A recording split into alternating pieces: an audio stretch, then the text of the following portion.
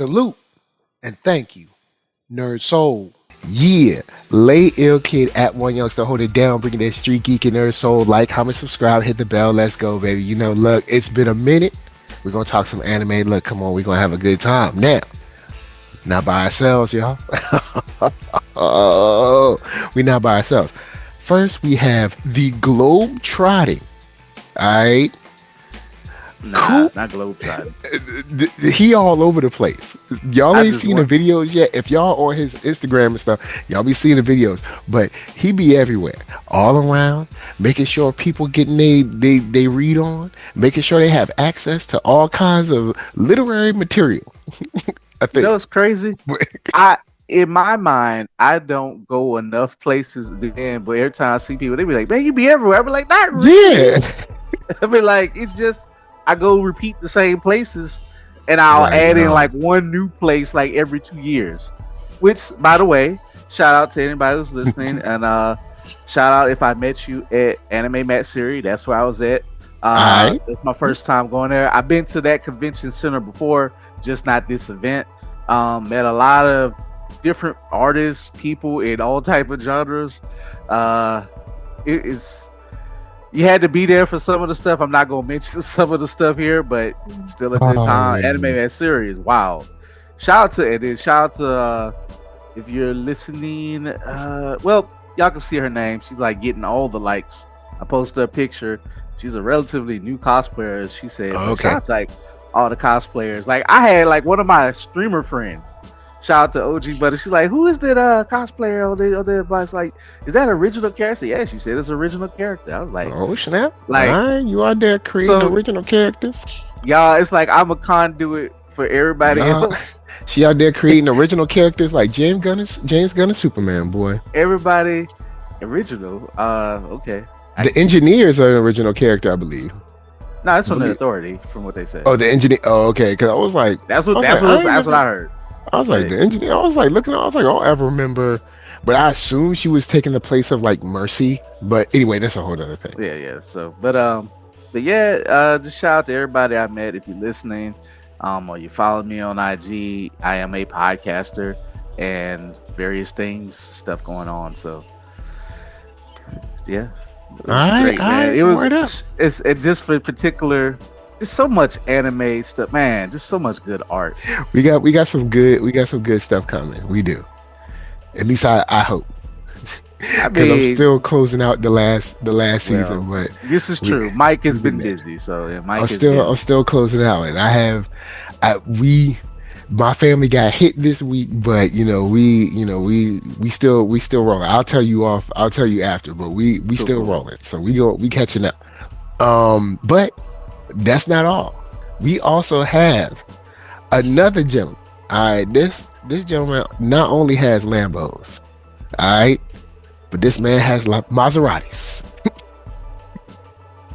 I give to you, Mark Dub, Mr. Lambo Maserati. Hold up, are you there, Mark Dub? I don't know if he came back. All right, when he come back, he'll let us know. So real quick, I'll let you know what I've seen all of To Be Hero X. Saw all that. I saw all of My Hero. Saw all of that. I'm on the finale of. Sorry, I've seen all of Lazarus, and I'm on the finale of Fire Force. So I'm slowly catching up to close that out and get to the new stuff. I'm slowly. You know what I'm saying, man. Look, last season we had some stuff, man. Even Lazarus. I warmed up to by the end. I do feel like it was another one of those finales where they're like, oh, we only got one episode left. Okay, well, I guess we'll just wrap it up now.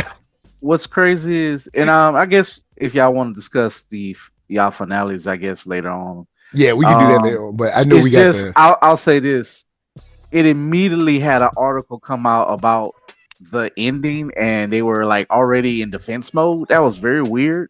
It's like really? They knew that, and they was like, "Oh no, it wasn't rushed. We did it how we wanted." Watanabe did it. Like Watanabe is goated.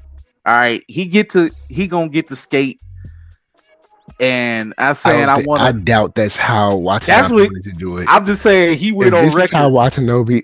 He probably went on record because you got to protect the brand and everything. You got to protect the product. And said it.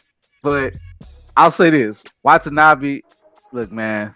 Watanabe probably wanted to do something like 21, 24, 26 episodes. You know how Lauryn Hill is living off that one album?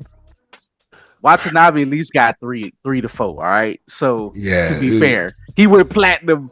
You know, man, I guess 5 times. So y'all down in there. What is it? The Benz Dome or whatever? What the Benz Superdome or what? What's I don't even want to get started on Essence, man. Essence got to do some. Man, I heard ain't nobody want to show up, man. You know what I'm saying? They said, look, we ain't showing up no more. People going down there giving away stuff, then not giving away stuff. You know what I'm saying? Man, I don't even want. I just say this. I feel like I'm gonna say this as a vendor. Well, not really a vendor, but I've vended like 2 or 3 times in my life. If you say something free, just let it be free. I'm just gonna say this is the first time and free is free. Since the Essence been going on, I have not cared. I did not feel like I had FOMO, that I missed out on anything, and that's not a good feeling. Like, and yes, we're in the target audience 40 to 60 range, and if I'll tell you this, y'all, if I hate to go into all this statistical speak, but if the millennials don't want to support Essence, it's not looking good. I'll just say this. It's good. Like they're doing good. The older people still got money. Y'all better figure out. Millennials are the main demographic that Essence. Like we're there now. I'll just say that. I'll just say this. In most cases, the acts that they have chosen over the years have been about millennials. Now, of course, you could bring in newer acts. There are issues with that because Essence has established a specific brand over time. Now, you can always change that. You can change your brand, but if you change your brand, there are going to be some growing pains, and I think y'all definitely had some growing pains this year. I'll just say this: you just got to have organization. So that's a quick aside, but it's like y'all go look up Essence. We're catching you up on our summer. We're about to talk this, but that's what's been going on this summer. I ain't gonna say I'm gonna say it's a loss because and I'll just say this and I'll move on quick. Super lounges need to be a part of the ticket. Those tickets need to come down a little bit. They probably not. I probably can never afford to go, and it's right in my backyard in New Orleans, and I'm just an hour away. I can't afford it. So, and then that kept me away from going to the convention. Is free. It better stay free. Heard they removed the gospel on Sunday. That was a rumor. And hold up. If ain't nobody gonna stand up for God, I'ma have to say, y'all removed the gospel. And I don't know why. That's why you last time I went. I went, I saw David Mann and his wife Tamala Mann singing wonderful music, other stuff, and you can still twerk around the corner. Like you still can do the same thing. Like it does happen in Essence. On one side you got gospel, you got talks, and you got twerking. That's the beauty of Essence. Filth. That's New Orleans, Mike. You've been to New Orleans before. No, I've never been to New Orleans. Been to New Orleans. So I'll just tell you, I had to go. See, we was hanging around there when Cash Money was taking over for the 99 2000 in the heights of all. And that's what if you a certain age, y'all knew once them violins started, y'all knew. And see, that's the stuff that y'all know on the national level. Y'all don't know the local. Like, oh Lord, y'all don't know the local foolishness. Look, all I'm saying is Josephine Journey. Rest in peace to what's his name? To Fifth Ward Weeby. Look, I probably mentioned this before. Fifth Ward Weeby and Juvenile has given me one of my best moments in life in general. But Juvenile's concert when I was in college, when they was at their height, and then I was just hanging out in Lafayette when it was after school is out, the teachers are getting drunk on stage, and when Fifth Ward Weeby had teachers are the most drinkingest after school. The day they get out, because y'all kids is mad. You know what I'm saying? Y'all kids is mad. Well, hey, I'm just saying, teachers get younger and they still be drinking. Anyway, let's move on. Let's get on with it. I know you wanted to hit us with a preview. Yes. You know what I'm saying? You wanted to hit us with the preview. It's time. Let us know what's going on in this summer. I'm with you. Let's see what you got. So I got it where it's like I always I don't try to do this, y'all. When I come up with a different structure, I'm a sick person when it comes to categories and just how I group things together in my mind.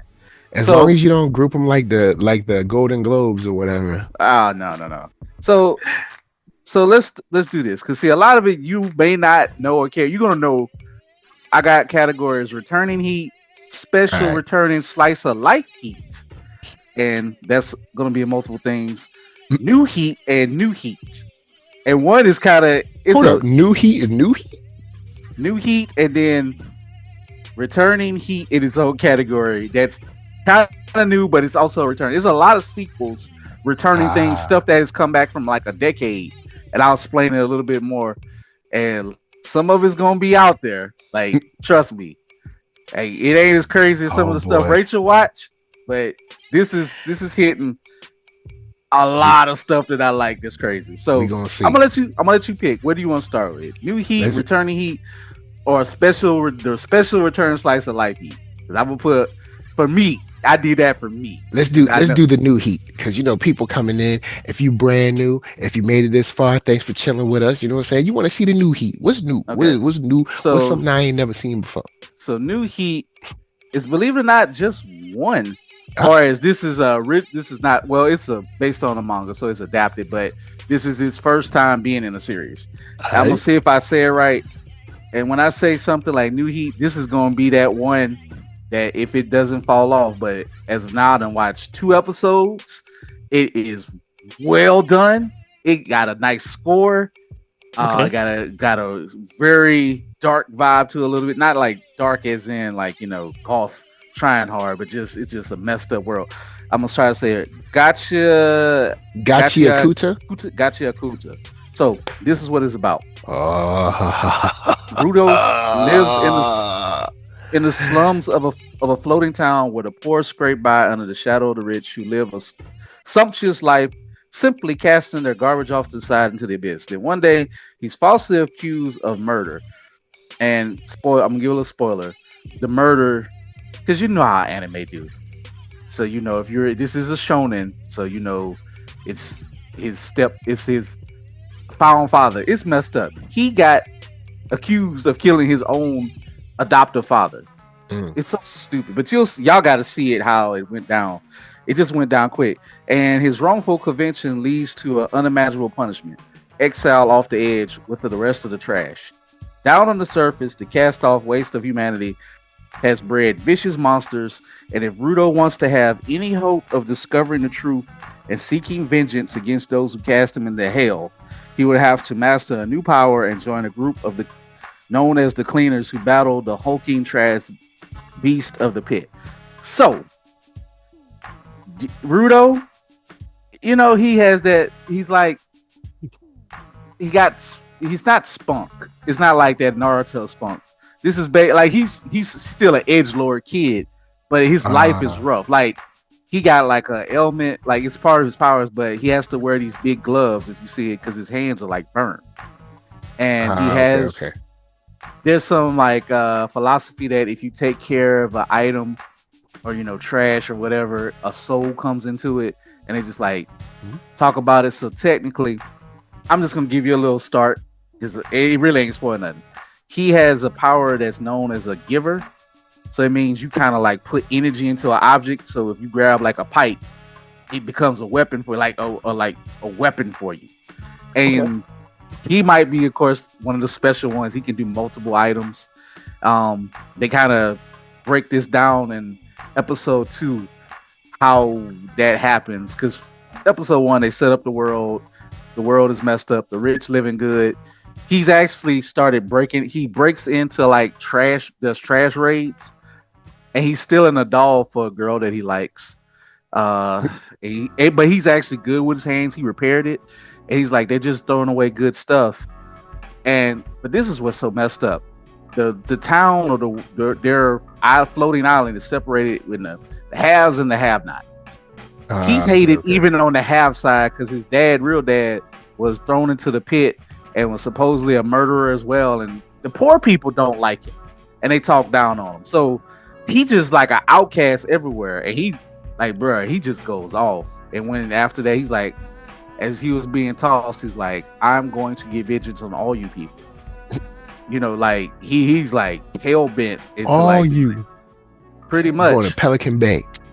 Bro, it's like it starts off decent enough, but how it gets to the action quick. Far as he getting dropped into this pit, you know, he lost his only friend.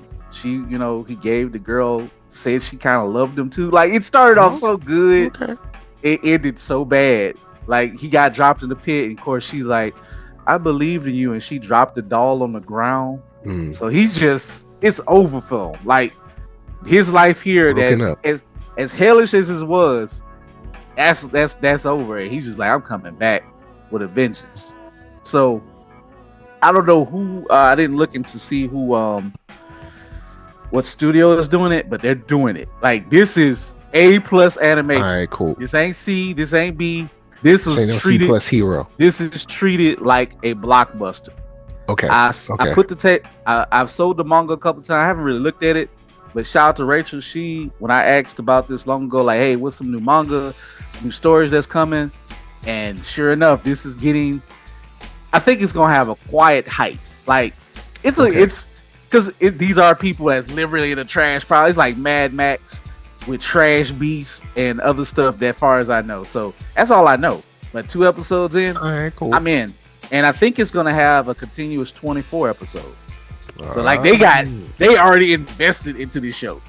So that is going to be the big one. It started on July the 6th. So every count from there. I don't know. It's probably Crunchyroll. I didn't write the names. It's on Crunchyroll. That one's on Crunchyroll. So because I have a short list of stuff that I'm gonna try, and that's one of them. You should definitely. I think you will like this. What I said. So that's the new heat. I can't list everything. Like I can't list where it's at because I'm not going to be watching most things either on the special channel, Shop Camp Vision, or Netflix. I do not have Crunchyroll, but I will see everything from Crunchyroll that I want to see. We're gonna see. We're gonna get what we got to get. So, so that's all I got for the new heat category. So all right, cool. All right, well, I'll throw in some stuff that I've been told that I might like, because I put in a whole bunch of my favorite shows that I've been liking over the past couple years into ChatGPT, and I was like, what would you think I like? I was like, what would you think? So he put Gachiakuta in there. Okay. He put in Togen Anki, and I see the trailer. The trailer looks cool. We'll see. Bullet. Actually, I was gonna say, it looks like it might be kind of cool. Bullet is actually something I added as an addendum before I did this list. Mm-hmm. Actually, yes, throwing Bullet. I don't have it. I didn't put it on this list, but it's gonna be, unfortunately, I hate to say it, on Disney Plus. I'm not knocking that it's on Disney Plus. Oh, you trying to say You trying to say the mouse ain't got the juice? The mouse don't try to spit the juice. The mouse, I don't know why it does this, and I have to agree with shout out to Mother's Basement. They will get like new hits and stuff, and then don't have the UI promoted. It just kind of scrolls through, like, oh, we got this anime. It's like, oh, they don't give you like the incoming splash page and stuff. Treat anime how Prime treats everything other than their originals. Prime is probably the absolute worst UI, especially for trying to find new stuff. Disney treats anime like how Prime treats everything, and that is not good. Then it gave me Leviathan. It's going to be on Netflix, or it's already on Netflix. Sorry. The Summer Hikaru Died, and Hotel and Humans. So I'm gonna see what these are. See what these are like. I don't know if I'm gonna like them, but we gonna see. The Summer Hikaru Died probably is some horror or something. There's another horror that kind of came up there. And I'm gonna throw out one that's, I'm gonna have to look it up real quick for later on, but it's an isekai. I've been trying to get Rachel to guess which one, but it's up my alley. I'll say that. As far as I might give it a shot. But Bullet, I'm interested in. I'll go ahead and throw this in new, but it's not new. It's one of the returning. Cat's Eye is also a Disney Plus thing. Cat's Eye is kind of like the most, I'm gonna say, unknown legendary thing from the 80s. Because I guess you can put it as show. It's for it's starring the ladies. I guess if you want to say it's not a shoujo, because these are grown women. Wow, this is like this is old school, because I could see like the old like aerobics leotard joints. And that's it. They still kept the joint. So it's basically about three sisters who are basically the Pink Panther. Think of the Pink Panther. Think of Lupin. They actually did a movie with Lupin. Oh, really? What? Yeah, they were, Lupin helped them out. They were kind of going each other to steal the same thing. That old type of vibe where two famous cat burglars have to either work together or go against each other. But Cat's Eye was his own thing, as around probably a little bit after Lupin, because Lupin started in the 70s. Cat's Eye came in the 80s. It was like Leverage. It was like some other stuff, because they're not like evil, but they did it because their dad died. They do it for the right reasons. They did it for the honor of their dad, and I think they kind of do help people along the way, but they are thieves. Like they go steal what they gotta steal. And it is a homage to the Pink Panther, because one of them I think is dating a cop or a specialist who can't understand. He doesn't know that they're the thieves, but he's tracking the Cat's Eye, but he don't know it's them. Got you. So they kind of like, I think one do care for him, but they also kind of use him to get to throw him off the scent. So I don't know, because they don't really wear masks. You gonna have that scene. If this was live action, you would have that scene where it's like, was any of it ever real? With anime, they just can do it forever until they get tired. Because he can catch everybody else if he got you. I mean, yes, it was real. It started. I didn't know it was gonna fall for you. Like, you know how it is. It's on Prime. Cat's Eye and Lupin. He actually met Zenigata, the guy who's always chasing Lupin. And he looks up to Zenigata, because Zenigata, of course, is an older character, and he's legendary too. He just can't catch his guy, but he can catch everybody else. So it's like, if Zenigata gets in your way and you ain't Lupin, you done. You know what I'm saying? But it's just how it works. And the Cat's Eye is good. But I was like thinking, I'm like, you know what? Since y'all teasing me that I don't watch live action, I'll just treat that like live action. That's drama, comedy, heist. Because they ain't nothing on TV, man. I'm sorry. This ain't nothing. I mean, we got some stuff. We got some stuff. Like if you're talking about everyday, y'all tell me, but we do have some shows that are coming out. I mean, everything. I mean, it's like anime. Everything is going to be great. Like, we watch some shows, but let's not watch let's not act like we watch everything that drops in anime. I don't. We don't. But I'm saying I watch enough. But I'm saying like it ain't my job. Like how some people get paid to watch every single anime in the season. Look, y'all, I'll watch up to sometimes 10 shows, but I ain't gonna be like everything. Like isekai, I call it isekai trash for a reason. I pretty much just cut that out my brain. I might dabble in one. You'll take one hit of isekai, and I'm like, all right, I'm done. But so I guess let's go this. You know what? Let's go with special returning slice of life heat. And this speaking of anime, real quick aside, I didn't know Demon Slayer was taking over Hall H this year. Man, yes, that's big. They gonna get to see the movie. Man, dang. I mean, the movie is technically. Why y'all had to do it after I moved? You know what I'm saying? Like, so you was gonna go fight to get in Hall H? Bro, you best believe for that one. Okay. Yes, for Demon Slayer to see the movie, because they gonna show the movie. They know it. You only got 2 months. You got 2 months. September 12th. Damn, I'm gonna have to watch it. I'm gonna have to watch it at one of these theaters out here where they don't update nothing. I'm gonna get on my nerves. Popcorn gonna be stale. Y'all know. Look, I'm looking at you, AMC. You just got to drive to DC and try to find you. Make it a weekend getaway and just find you a good theater. I'm gonna have to go like Virginia Beach or DC or something like that. Because you really don't want to watch it in Richmond, do you? Richmond is cool. I love where I'm from, but Why the you saying theaters, like man, because the theaters here be bugging. The theaters here be like they no updates since that? like 1980. Why you look sad like it's the end of Boys in the Hood, man? You like, oh, they don't Man, show, they don't yo, grow. look, in the Boys in the Hood. First time I saw it when I was really little, like one of my cousins brought it over to grandma's house. You know what I'm saying? I watched it. I straight cried, man. I straight cried because I was sad. I couldn't believe it. Ricky, man, they got him. Ricky was slow as hell. Ricky didn't zigzag or nothing, man. Somebody made me laugh. This can't make fun of Ricky because they still running straight in a straight line. Look at Superman; they running a straight line. I'm like, bruh, it's falling straight. Just go over there. Like what? People still Jurassic Park. People still running a straight line, bruh. Move a little bit. I know. You know what I'm saying? Like, after after Dallas Page outran dinosaurs in high heels, I don't care no more. And I like that. That was my last. I like that one, but I don't care no more. Yo, that's how you knew. That's how you knew she had another in her past. She had another. She had another line of work because there's only one. There's only one type of person can run like that in heels. I don't know what that means, but let's move on. It's a Boondocks reference, but it's. I know what you're saying. I'm moving on. But that was sweet though. Remember when the T-Rex came to fight? Oh man, that was sweet. Look, I'm saying I like that movie. Part of the sweet. But that was the end of my wanting for Jurassic Park. Like, this is good, but this is stupid. I was done. I was like, I don't need no more. I was like, I don't like, care. Nah, I ain't doing this no more. They proved me right. But yeah, special returning slice of life heat. Okay. This is a little special.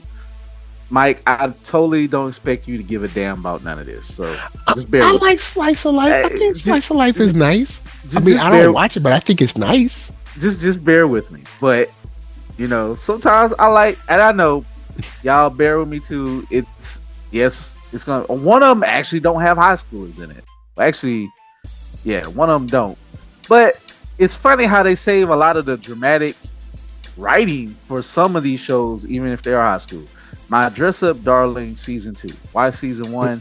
I know it's a crazy name, but basically it's about this. Actually, I'll just read this. Marin and Wakana Gojo meet one day and they become closer through cosplay. Basically, Wakana is a dude. They're both 15, 16. And said there's so many cosplays want to do and many outfits to make. While interacting with their classmates and meeting new cosplay friends, Marin and Wakana's world expands even more. Will there be any new developments? Will Marin's love for Wakana that filled with never-ending excitement? So to explain this a little bit more, I know that's like a little bit of a pitch thing. Hold up, what? Oh, I'm looking at the trailer. Keep going. He's basically a shy young man who lives with his grandfather, and they own like this doll making shop. And he's been taught the trade of how to make these very ornate dolls that's like a part of Japan culture. They have like displays that like give like honor to like their past emperors or whatever. It's not looked as the most masculine thing, or he got picked on by girls that he liked. And he's like, they're like, "Are you weird?" So he's kind of always had that thing holding him back. And of course, his parents are probably dead, so they don't really go into that.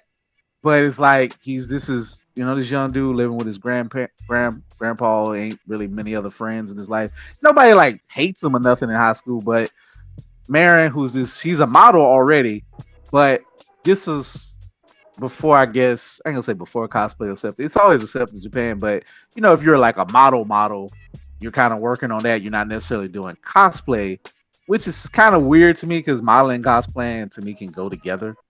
I mean, but if you're modeling, you're kind of doing that. But she loves cosplay, so she kind of didn't know how to make her outfits. But he's like just good with those skills, But just the stigma of he's a straight male, not knocking nobody's lifestyle, but he also feels insecure about that. Like he loves doing it. He loves the art. He loves what his grandpa taught him.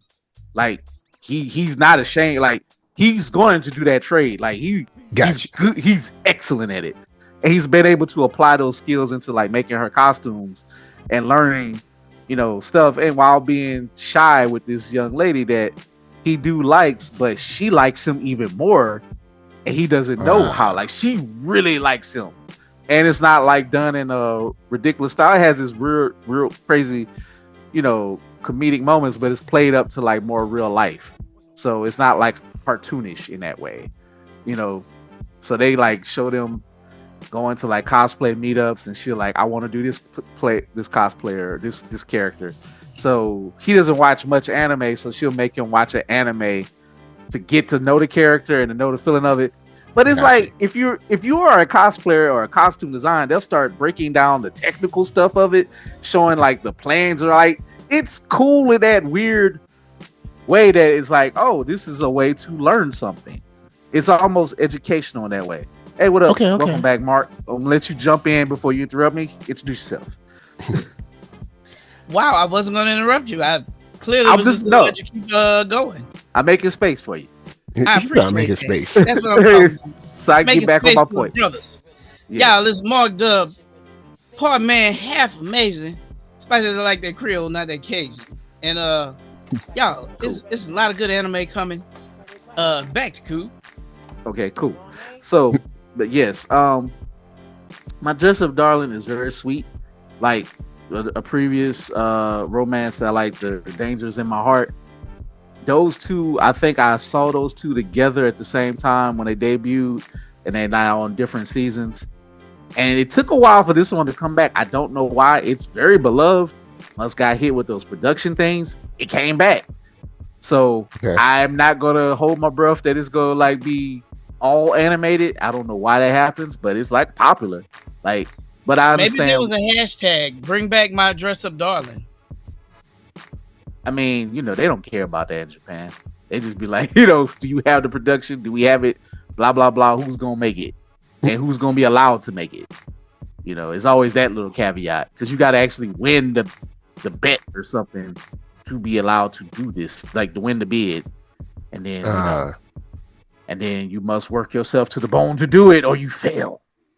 So, but that is my dress up darling season 2. Like, basically, it's like, will they, won't they? But they both like each other.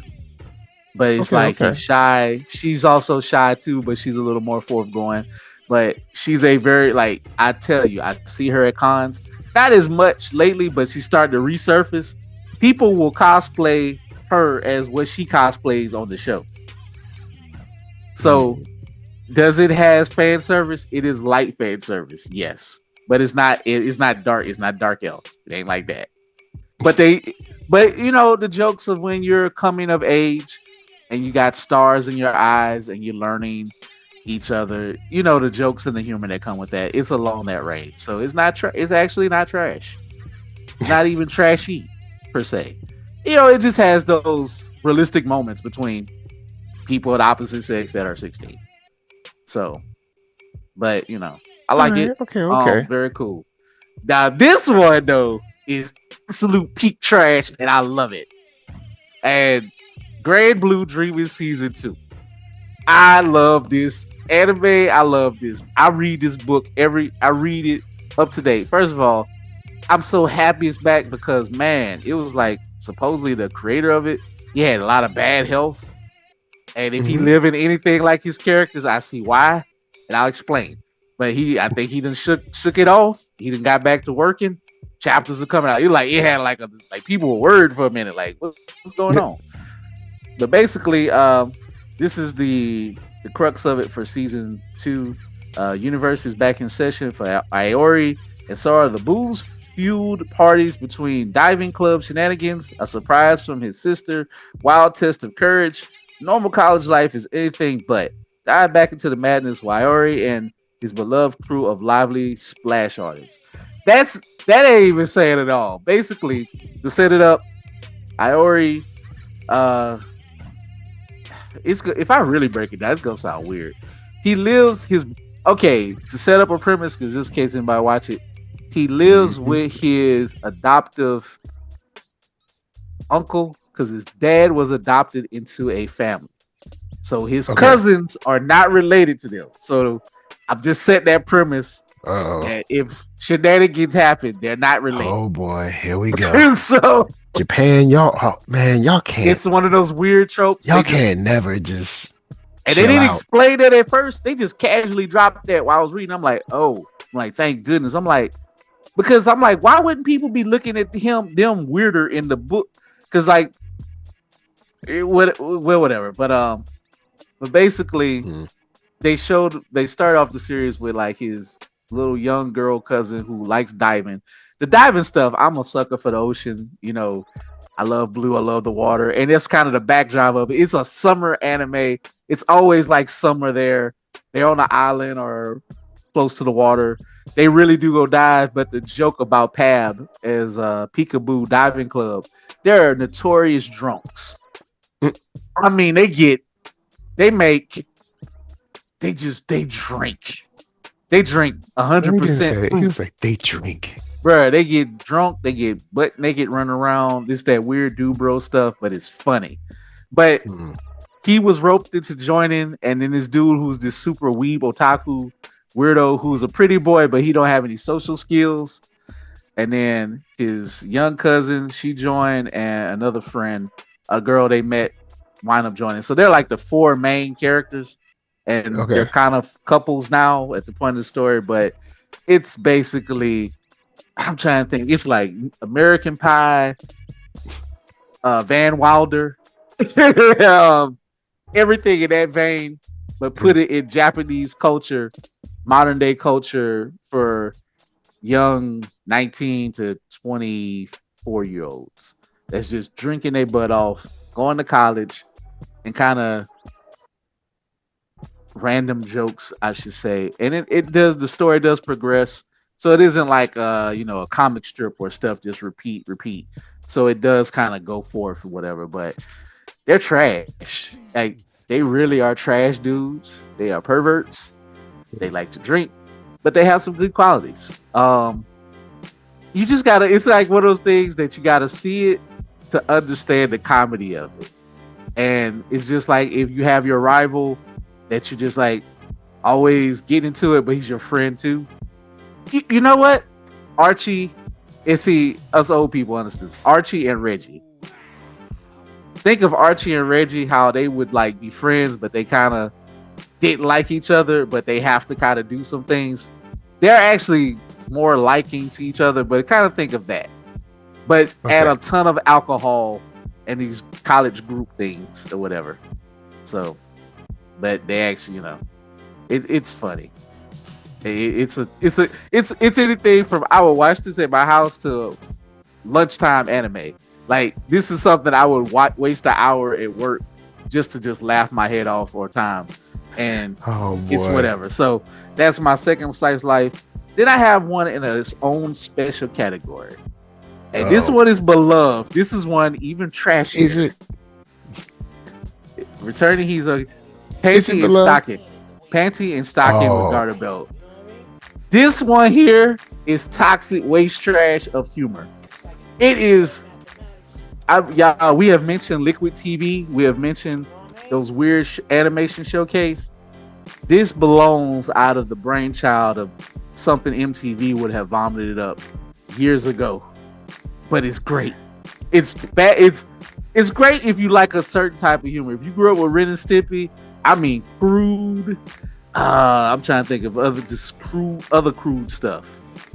So take that and put it in a certain style that Trigger does, and now Trigger has it, but it was originally by Gainax. And if y'all know, look up Gainax effect. Don't look that up on your work computer. Gainaxing. So y'all know what the spiritual succession of this is. Mike, let me look at this. What is it? What is it? See. So are you looking up Panty and Stockton or Gainaxing? Gainax effect. Yeah, okay. So that's what Gainax love robots and they love their Gainaxing. So they became a verb. So, bro, them joints, balloons. Them joints just be doing whatever they want to.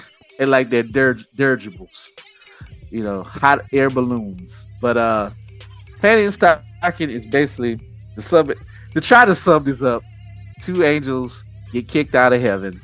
They are now sent to go kill these ghosts or demons in one of the worst cities on the planet, under the tutelage of this black dude with a giant afro, who is Garbel, and all the characters have like pieces of clothing as their name. They're Panty and Stocking. They're two angel sisters. Garbel's the black dude, one of the nerdy boys who like Panty. His name is Brief. It's a weird little rat dog that looked like straight out of Invader Zim. I don't know why they just kind of did that. So, and it's a weird mixed media type of thing. So the angels, they'll pop up in a more serious. It kind of does what To Be Hero. They kind of did this before To Be Hero X was doing it. They'll have two different styles of animations for them that look like your typical action anime, but it's generally in this comedy, like big hand, big. I don't know what to call the style, but you know it if you see it. Like you've seen it like for a lot of ads or stuff like back in the mall back in the day. It feels very 2000-ish with the design, but it is, when I say they earn their R rating, I mean they earn their R rating. Bro, this trailer, and it's one of the best. It's one of the things that get universally loved as an English dub because of the raunchiness of the humor.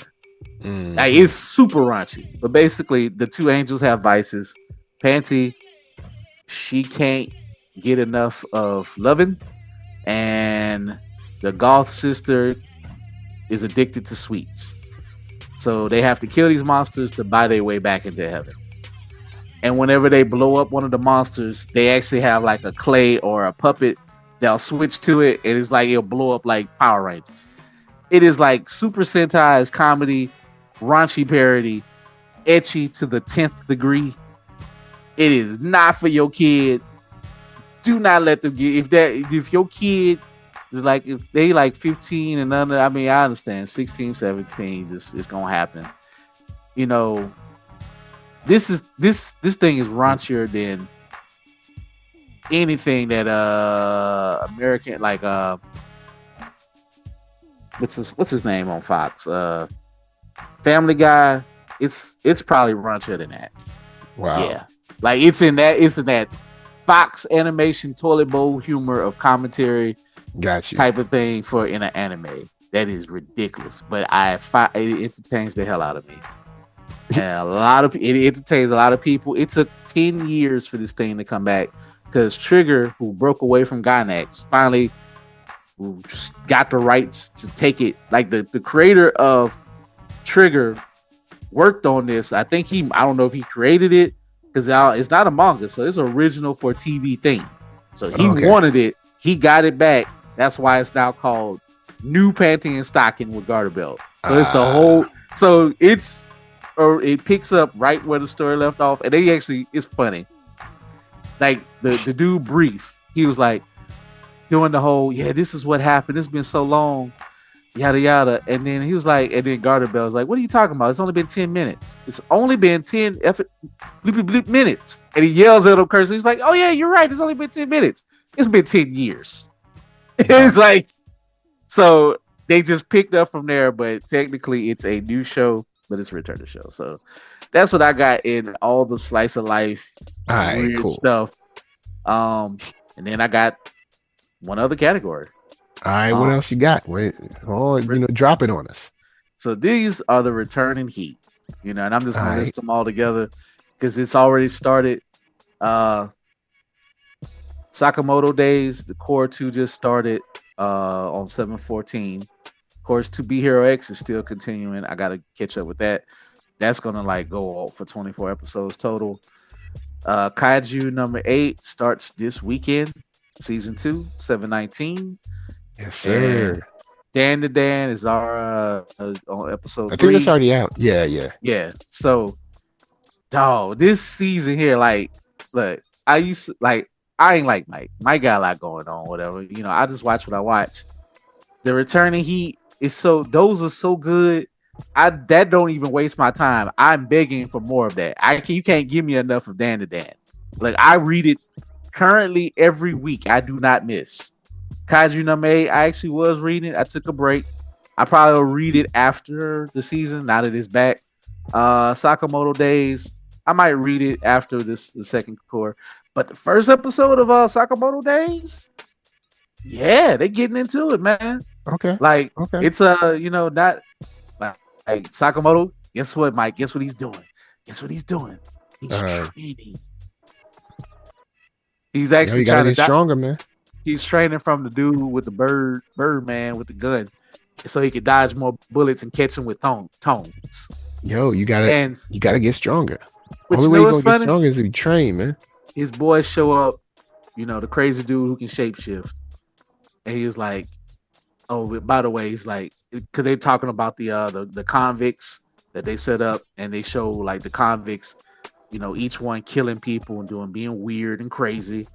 Oh my God, they're crazy. They're Baki crazy. Y'all know what I mean about that episode, the arc where the convicts broke out of Baki. They like that.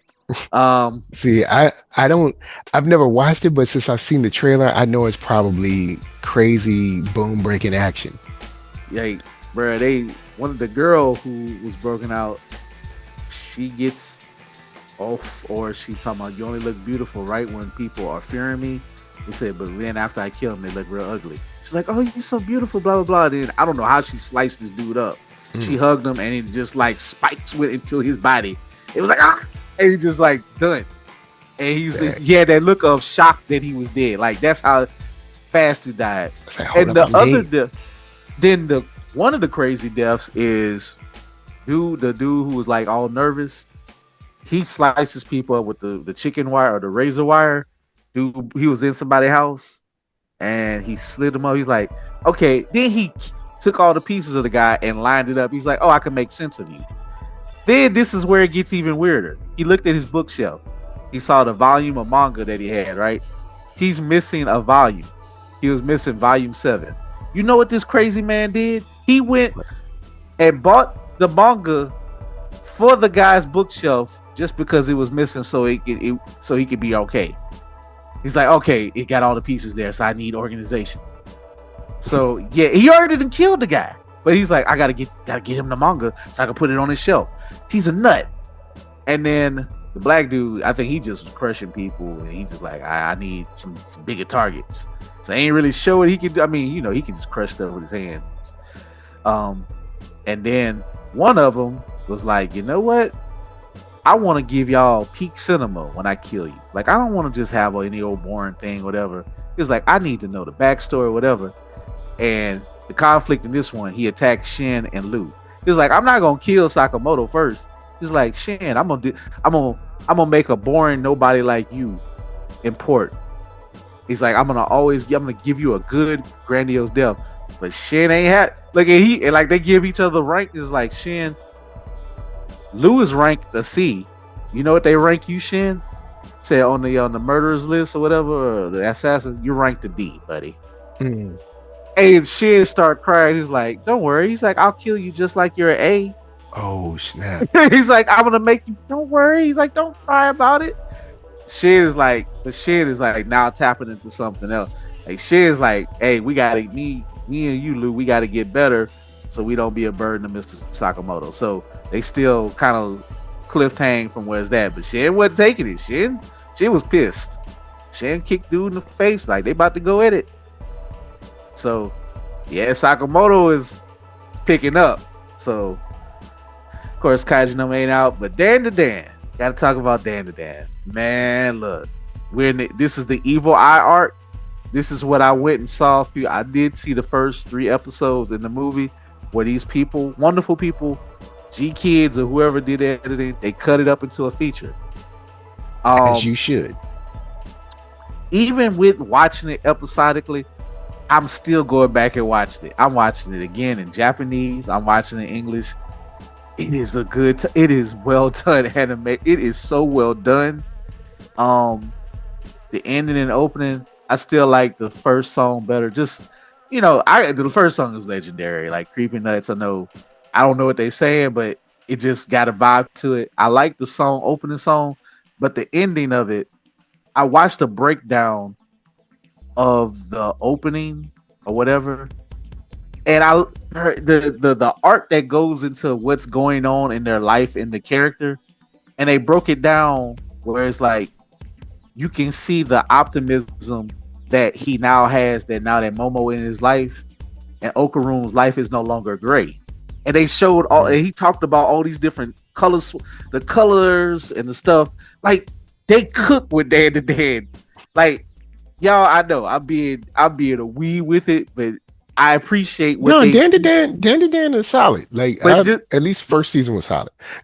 I mean, I know I went on about the finale, but as a general package, I thought it was cool. But just as the just to show that, like, you know how openers will tell more of the story. You're not gonna get it till you watch it. Like, oh, and that. But day to day, they make a music video to show this type of art style and what's going on. Of course, introduce new characters, but they don't have the ending.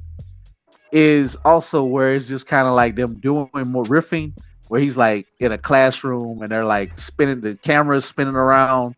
So it's kind of like nothing to quite do with the story, but it's like them celebrating being around each other. So it's like, it's crazy, man. It's like you just got to watch it. And if you're a Dan to Dan fan, you kind of appreciate it, because this one, I think this season is more centered on Ken's point of view, but it's still like Momo and them are equal, but it's kind of like he got to do a little bit more. So they're still both the protagonists of the story. That does not change. But it's just to kind of put a little bit more oomph on how it's affecting him. Because Momo already is like, I pretty much like, I like you and I want you in my world. And Ken got to still kind of warm up a little bit. But this is these arcs here are very important to where the story really starts kicking up even more in Day to Day. Like, it's nuts. Like it's a roller coaster ride that don't really let go. It just keeps going. It just stops at a peak and it keeps going up. And I see now that, you know, I mean, it's not really. I mean, at the end of the day, Dan to Dan is a romance story. Believe it or not. Yeah. Like that's one crux of it. They slowly. I feel like every time, like before they can get to tell each other, it's one of those things. It's just something always gonna get in the way. Whether if it's an alien or a ghost, and it's just always something. Of course, he has to get his family jewels back. That's the other part of it. And you're gonna, it just the story expands. But at the end of the day, these are two young people who care for one another. Shout out to artists putting in that love and care for like showing that young people can like each other, and it don't have to be this weird type of thing like, oh, I cannot say it. It's like, no, I really want to express that. Like those were some of the more heart-reaching and gut-punching his feelings of Dan to Dan, other than like the backstory of the ghosts. And you kind of see that with the evil eye. And I know we made fun of Gigi. Gigi comes through, but he's also a help and he's also a burden. But y'all see, because it's called the evil eye for a reason. So pretty much everybody either gonna get powers that come by them, or they're gonna be a yokai. Whether if it's alien or something, it's gonna be always that type of thing as your crew is coming into place. So Day to Day alone, Kaiju number 8 alone, Sakamoto Days alone. That's a season for me. That right there is coming through. They coming through. But to have variety in the slice of life categories with 3 crazy shows, and then Gachiakuta,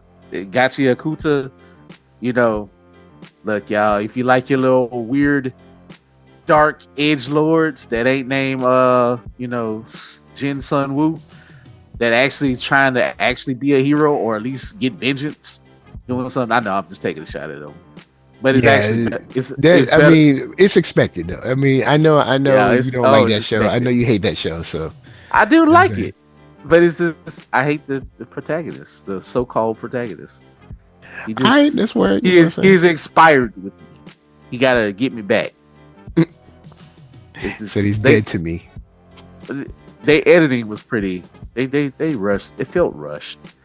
But if if this show can pull it off, and if it got 24 episodes, if my research is right, that means, like I say, I think we're gonna get a good, full fleshed out first season, 2 cores.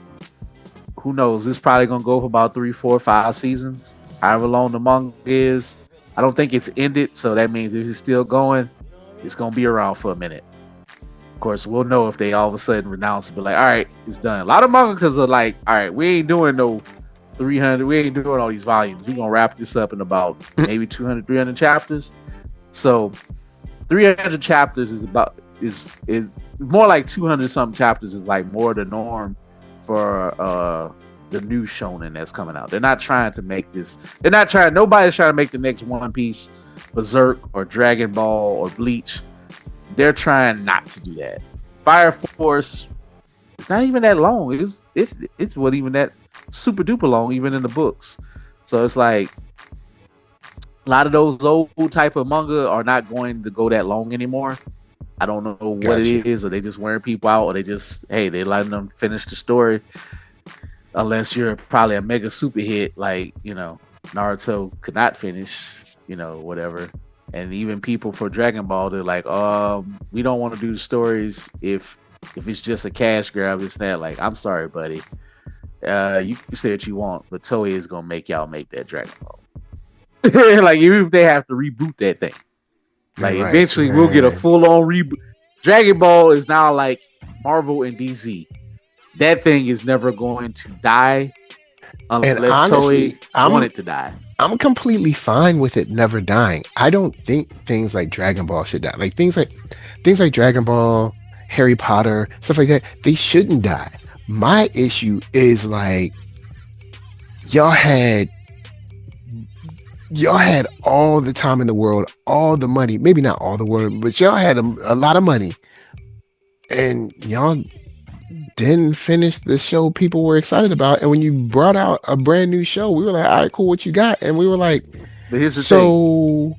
It's GT just y'all just did it. Y'all put GT with like a little bit of salt on it or something. Like y'all like you're not fooling me. Don't try to fool me. And people hate GT so much. I'm like, I actually like GT. GT has like 2 storylines that are actually kind of dope. You got the Super Baby arc, and the Super Dragon or whatever. Yeah, the dragon hating Goku guts for like abusing them damn magic balls. Like, leave me alone. And he tries to kill him. I love it. So so you actually have 2 good storylines. But Baby was great though. Baby was a villain. Yeah, Baby like was nuts. I mean, Baby is so popular like that.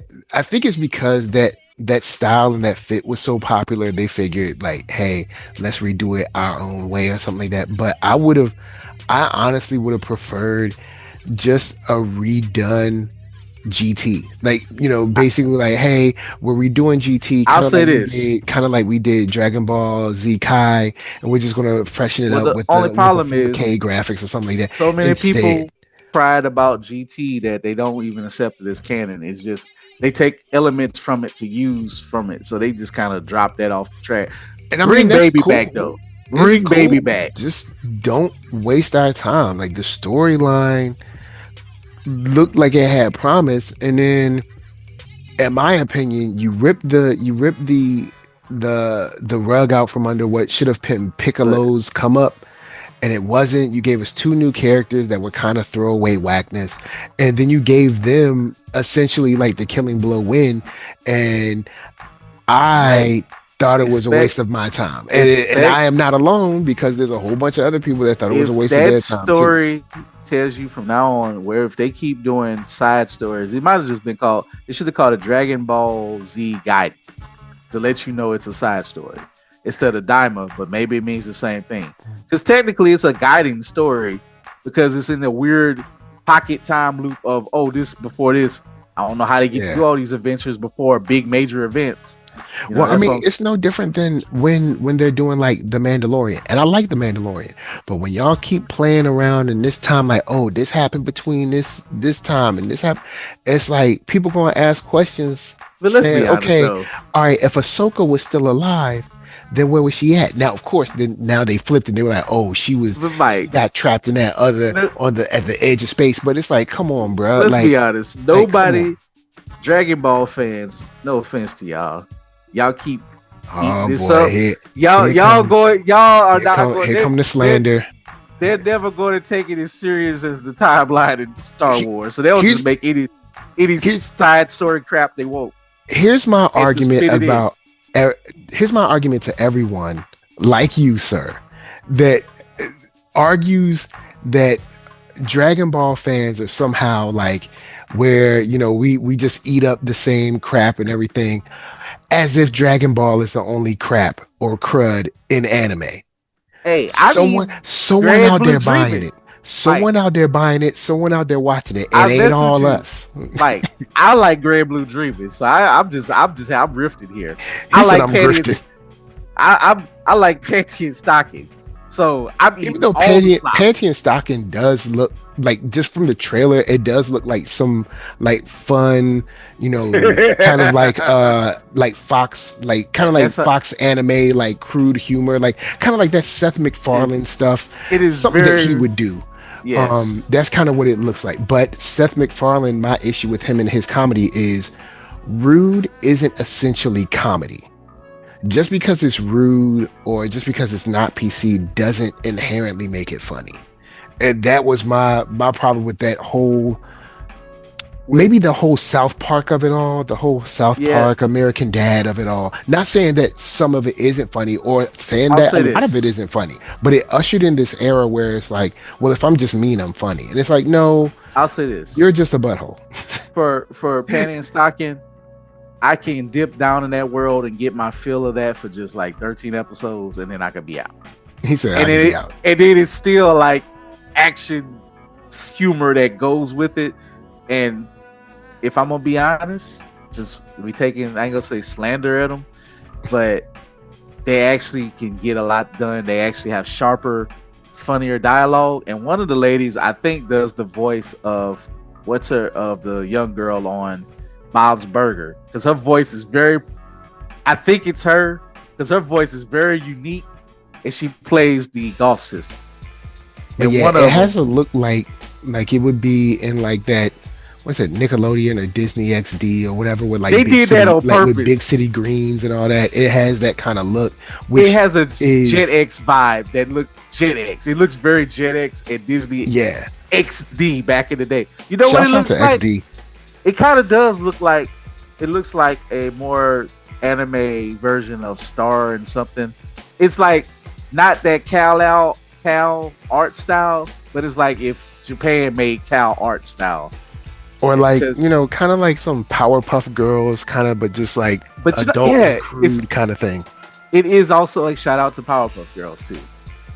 So yeah, it's Powerpuff Girls, it's Power Rangers, it's weird late night stuff. It's also and like you said, liquid TV, like that. Taco sauce. How do you say it? Tokusatsu, like the live action with the special effects. You know, it's mush all that together and put it in two young, foul-mouthed, arrogant, fallen angels with humor that got to do a thing, but they are terrible people along the way. But it's. But I'll actually, like you said, I'll give it a shot. I'll try to give all this stuff a shot.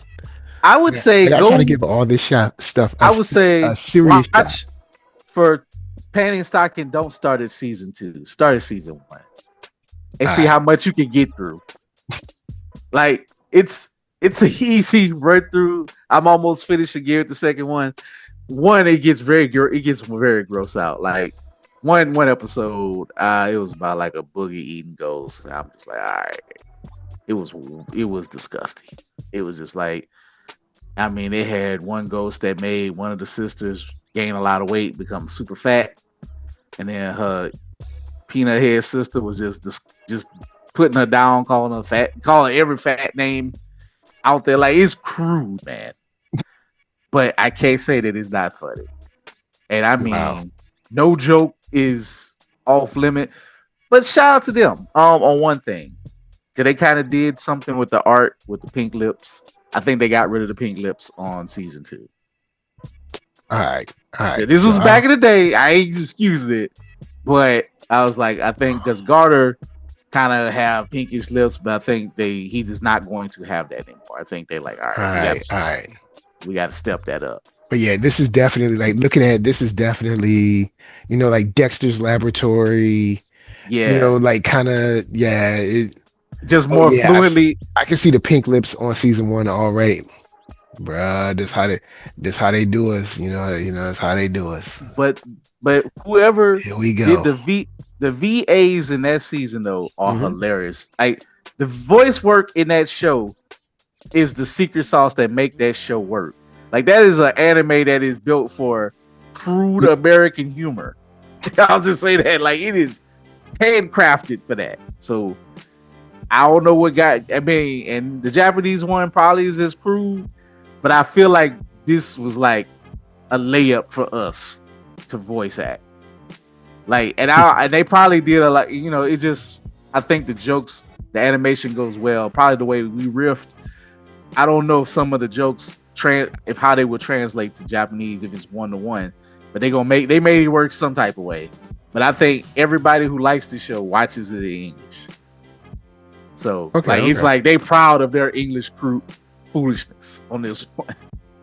So, but yeah, like I say, that's pretty much everything that I've listed. I wind up one isekai. Look, even the isekai about the vending machine is back this season. I'm just like, wow, that's crazy. But there's one isekai where a delinquent with Yu-Gi-Oh hair, he has this dream of this girl who's from another land every night, and then he winds up trying to save her pet that he saw. And he got truck con or he fell off, and he winds up falling in a world where you have to like pilot giant mechs and fight, and he's beating up mechs with his bare hands and other stuff. It looks cool. I'm not gonna lie. It has a weird. It looked like a lighthearted Evangelion with if Kurabara was the star of the show. Like they took. I might try one episode because again it's isekai. Isekai, the first episode of Isekai is garbage. It's just like, how do you get to this world? I got killed. Now I'm in a super world, blah, blah, blah, blah, blah. It's like, okay. It's like, I don't know why everybody's deaf in Japan takes them to another world where they got to go be heroes or something. Or they get to have superpowers after they die. It's like, okay, man. So anything, I don't know if Mark is awake or around. He's listed, but I haven't heard nothing from him. You there, Mark? Okay. All right. Well, you got any other thing on your list? Nothing else on my list. I did want to remark on a couple of joints that I just ended. I know this old news for y'all, but it's new news for me. All right. So, in My Hero Vigilantes, what you think, bruh? Bruh, man. Yo. You ain't had to tug the heartstrings with the daughter, man. I was like, hold up, what? And then like y'all just gonna make him have to make the decision, be like, gotta kill my daughter. You know what I'm saying? And then trying to bring her back, and then the music swept, man. Look, come on. Right. I said nothing. Come on now. I see y'all. Y'all getting cinematic out here. Here's that. Mark, he finished it too. He's like, it's so good. Like y'all, that's why y'all see why I had to read it. You see why I had to I couldn't put it down. Like yeah, it's good. It's good for real. Like it really is good for real. And you see the growth of Koichi, huh? You see Koichi get do a little bit more like with his ability. Yeah, like it's kind of. You could do a whole show on how. I'm gonna see if I can figure out a nice way to say this, because I know it's done, and it's done with the idea of love and protection, but the way your parents or family members can clip your wings. Yes, they stunted his growth. Or I'll say his mom. You could say the word tiger mom. There's a whole therapy, panel session that could be talked about. She instilled fear and doubt into him. So therefore, even and unfortunately, when he was trying to get over it to get into UA, he wound up doing a UA hero moment in his mind, even though he did save Pop, even though she wasn't really drowning, but he dove in. Like how Deku dove in to save Bakugo at the beginning of My Hero. And it's just, you kind of laugh, like, Koichi is kind of like Koichi the Fool, if you will. It's like, his hero moment turned out to be not that important, but that's the beauty of Koichi. He's just an everyday. He really, in the bit of this superhero stuff, he is a normal dude. There's a part of the series where he's like, "Yo, I just gonna get me a job. I'm gonna stop playing hero. This was cool, yada yada yada." And he feels that throughout the series, even as he gets better. He's like, "I don't have a license," and let's just be honest. The threat of somebody like Endeavor is real. So yeah, this is not a world where like, oh, you just believe and you can achieve it. No, there are people who literally will put you in the dirt because you're breaking the law. And it takes a little bit smarter people like, say, Eraser and Midnight to have a little bit of understanding of what's great. Like, this series, Eraser, like, you got to know Eraser and President Mike. We didn't get to know much about Midnight, but it's going to basically, season 2, you're going to see a lot more of Midnight, Erasure, President Mike, and you're going to get like a backstory with them when they went to UA. And that really is such a crux of like what My Hero is in some parts of it and how they handle ensembles. It's going to get better. Like, y'all, it's only going to get better. From what you saw from season 1 of My Hero Vigilantes, it's gonna have some little bit of slow parts, like depending on what they do if they adapt it straight. But I think they're gonna breeze through it where it won't miss a beat, and I think they know how to adapt because they ended it. Just in my mind, the pacing, the way they ended it, where Koichi is like, "Yo, I look back at the time. It's like, if you give that speech in My Hero." And I look back, life was just getting, my hero work was just getting started or something. He was like, yeah, Knuckle Duster wasn't even around that much in the early days, but it felt like he was with me all the time. And I love that monologue, and that just sets you up like, I know it's gonna happen, but if I did not read it, it's like, oh, he's doing the Deku thing, so I know this story got a hell of a lot of meat that's about to go down. Something's about to happen that's great. That allows you for him to look back. He's looking back to tell us, the audience, yeah, I remember that time and yada yada yada. Mm-hmm. Yeah, that was dope. So I enjoyed it. The incorporation of the heroes and everything I thought was perfect without overdoing it. Yeah, they didn't overreach. It didn't break the story that they were in. Yeah, so I'm all in for Vigilantes, but I was kind of already all in. I had already watched like half of the season. I just had to finish the second half. Fire Force, I only have one episode left, but I'm enjoying it. I'm just mad that like the way it's looking right now, I don't know if they're gonna pull it out. And because Japan don't always let their heroes win, or they don't always let them win clean. So I don't know. It's starting to hit that uncanny valley. I don't know what's gonna happen to this boy. Yeah. Like, you do feel like, is he gonna have to die, or are they all gonna have to die? And also, I have to say this.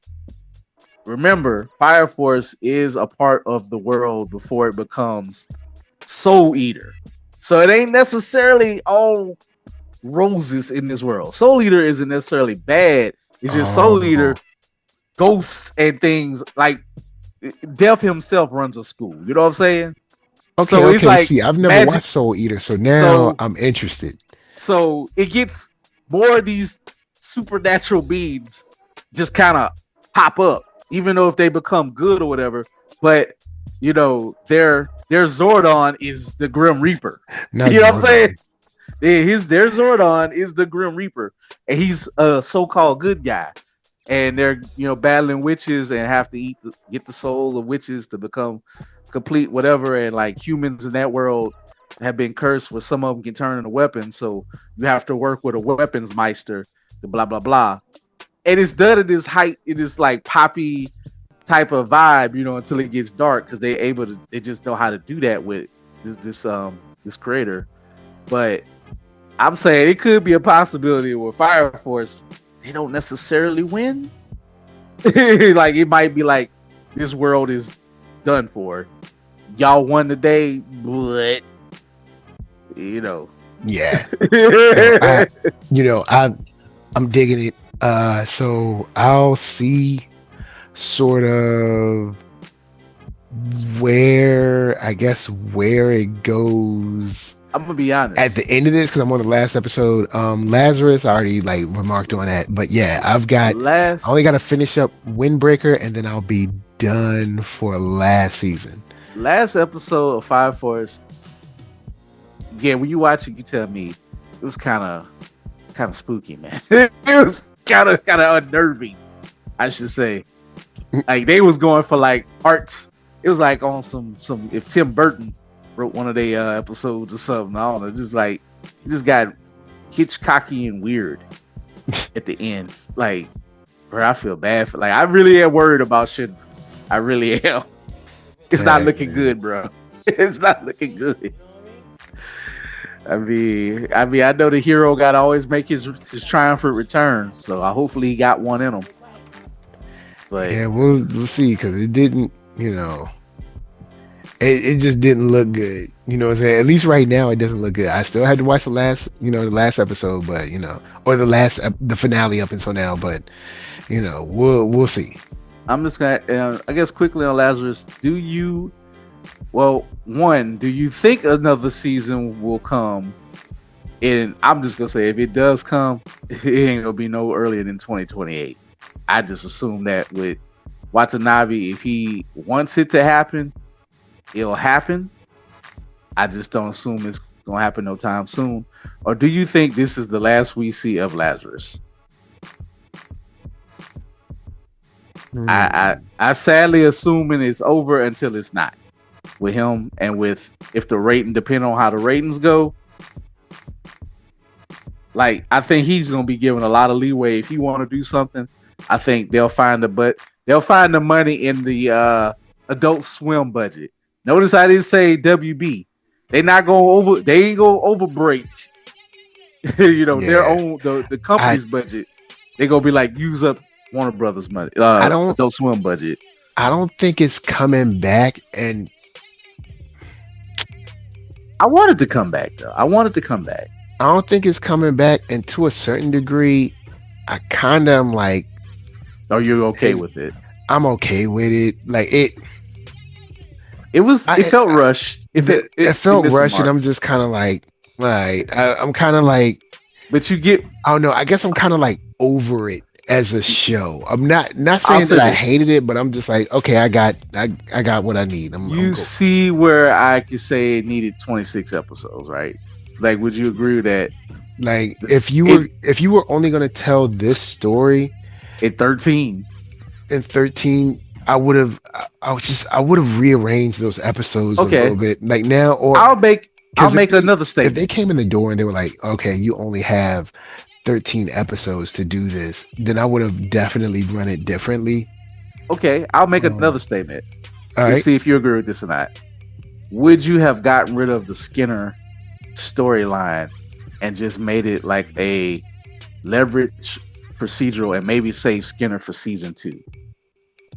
Yeah, I would have definitely, because 13 episodes is, it's enough, but in the way you run it to run the story, especially with throwing the whole thing with the assassin at the end, with him being part of some kind of, it's like, bruh, it didn't make no sense. It's not enough. Like, I think maybe the first 13 episodes, which could be one season, is them bringing the team together for whatever. Then finale, that's when Skinner makes his announcement, and we're like, oh snap, the world might come to an end. Then season 2, you go catch Skinner. Season 3, you resolve everything with Axel and his assassin past or whatever, and then boom, you're done with the show. And then you have 42 episodes, whatever 13 times 3 is, I don't care, but whatever it is, this is what you have at the end of the show, and then cool. Yeah, I could see it being I can be down with that. A two seasons. It definitely could have been there's a way to definitely write this, because there's episodes that I really liked. Like, I like the episodes of them in the club. I like the episodes of saving Christine. I like those episodes. Even finding out can't remember his name, his past, and like his sister's alive, and like he's secretly rich and all this. Yeah, like, all of this is Leland. All of this stuff is interesting, but I'm like, bruh, 13 episodes isn't really enough to flesh out anything. For instance, when he started talking about like, are we just gonna give up, or are we gonna break up the team? Know what it was? I'm like, y'all ain't even a team. Like, it was like a Chinese buffet back in the day. They have like really good dishes that's fresh and amply, it just fresh out. Then they'll have those things next to it as like water and everything scraped to the bone, and it don't really make sense. But it's like you can eat off of this, but it's like it ain't like it ain't a together course. Like, it ain't like somebody that has sculpted and cut and made a meal prepared for you. And I know that's hard to say to the great Watanabe. I don't know what got lost in what his vision is, and maybe it's me. I don't know. Maybe I ain't get it. But I wish that Skinner, I would have just taken for 13 episodes. I wouldn't even introduce Skinner until like the last, and where they find out about Hirsch and her past. Like, you take that as a moment to build up Hirsch to be like, here's the real. Now that we all have done this, and I know that y'all can do this. This is what I really brought y'all together for, and this is what's called Lazarus. Yeah, and you kind of reintroduce what really is the storyline in season 2, and you just let them cook the first one. Because even when they was just, like I say, doing nothing, walking, swimming, action, it's beautiful. The score is wonderful, but now, unfortunately, I just don't like something that, from probably my favorite anime creator, I don't know how the youth is taking to this. And y'all, I know us old heads, we want what we want, but the youth has to put time into it for something to keep going. Yeah. Like how, bringing up Superman, My Adventures with Superman, I think it's a hit. I think that's going to keep coming back. Yeah. Or even if it don't, it did its job to got people talking about Superman. I don't know if Lazarus did anything to make anybody care outside of Shampoo and Cowboy Bebop. Unfortunately, I don't like that it got to be compared to Cowboy Bebop, but I get it. But Watanabe, he escapes again because he just announced that he has a Watanabe mode in the upcoming Ghost of Yotei, the lo-fi mode, and he gets credit for that. Or I think he actually made some tracks or wrote some stuff. So he loves his music. He loves lo-fi. And you're going to be able to play Ghost of Yotei in Watanabe mode with some dope lo-fi vibe music, So the GOAT gets to escape again, and nobody's going to remember Lazarus by the time that game come out. Nobody's going to care. Yeah. And that's kind of sad that Lazarus will not be more important than Watanabe mode on Ghost of Yotei, the video game, the sequel. And I'm not even trying to make a joke. Like, nobody's going to care. And this is an alarming thing for me for the original anime of Adult Swim. Adult Swim, I think they're getting ratings still because they're the only free thing you can now watch anime on in North America. So, we all know WB, thank goodness Superman is making a hit. Hopefully it gets that billion so things can still work. But I don't know. Basically, in a weird way, Adult Swim original animation for the past couple of years, they've been 1 out of 3. And most people still quote unquote don't like Ninja Kamui, but it got renewed. That ain't good. Like, to say that original anime that they funded have not hit, and this is the place to watch anime for free. That's alarming. And it's like, yo, either y'all need to get with Watanabe and be like, I don't know, bro. Like, maybe we need 26 out of you. You know, like, I mean, can we get 20? Like, maybe find a way to do a 26. Let him cook. Let him take his time. Because I think the man is lying, unfortunately. I think he's like, oh, no, they didn't rush me, blah, blah. I think they rushed him. Yeah, I think they're like, oh, no, do it in 13. The way it looks is kind of like what happened to the Daredevil TV show. Y'all got hired on to do 18 episodes. Then they came back and said you got 9. And it's like, hold up, what? Like, it's like, bruh, like you cut the series in half. Of course it looks like, and when you watch it, the funny thing is, the sad thing is, like, they cut half of the show, but I guess to a certain degree it kind of helps because you understand as you watch the episodes of Daredevil, you're like, okay, I get it. That's why it looks that's why we jump from episode 3 to 4, and it's like I guess I get it, but I'm still not happy about it, but I guess I get it. At least you know that it's coming back and it'll be with one unique voice, so there's that. Whereas Lazarus is just going to be like, if I have to hear the Hong, I was tired of hearing about the Hong Dong, and this is a nothing burger. It's just like, we'll never know if it just was a coincidence or if Axel does have a shady past. Yeah. I'm mad that Christine, she kissed the hell out of Axel. I'm like, man, we ain't gonna get this. Like, she was like, all right. That also came out of nowhere. Now, there's 2 things I'm thinking of. Like, there's, on one hand, you could say this is something she always dug him. She doesn't let her feelings be shown, but she figured, hey, if we dying anyway, whatever. I think so. Cool, you got that. Or you show her be slightly flirty, or situations where it's like, hold up, was she just flirting?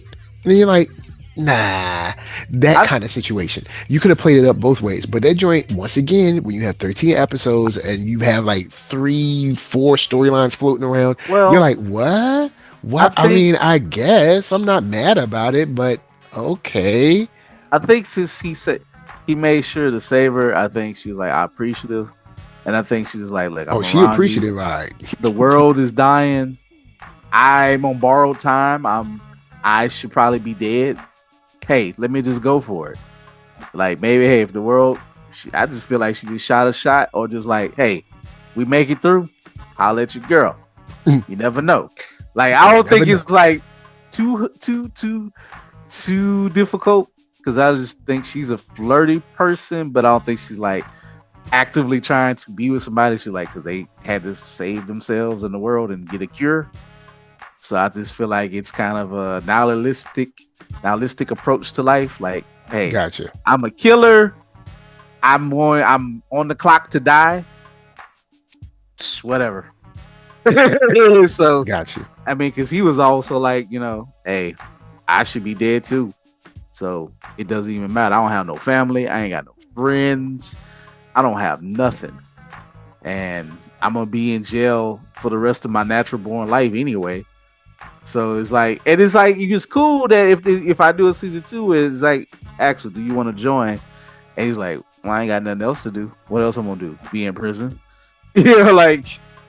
So it's like, the characters deserve more, but that end, it just came, the resolution came out of nowhere. The army, then with the thing, and it's like, it was bizarre. bizarre in a way that this show that's clearly wanting to be a longer procedural or needed to be. It needed at least 15 episodes to maybe write an epilogue. Like, did the army people go? Are they in jail? Are they gonna plot revenge from the behind the scenes? Or true, could they have cured Skinner? Was he too far gone? Did he maybe have some other research and things to save the world that leads into something else of the future of that? Like, also, why was Skinner? Why did they not think that dude was in the camp of homeless people when it clearly was him there the whole time in our face? And I'm like, wow. That's why I couldn't give Lazarus no more than a B+, only because off of vibes and good looks. Yeah. The music, the vibes were A+.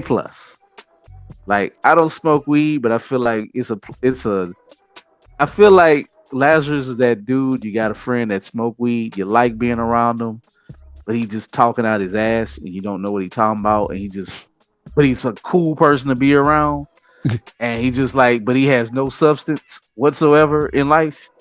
But he's like, you always like, he'll bring you a cold drink. Y'all got chips. He's like, he's doing his thing over there in the corner. And he's like, he ain't stressing you out because you don't partake, but you don't care if he partakes. And he's just over there in his world and y'all friends.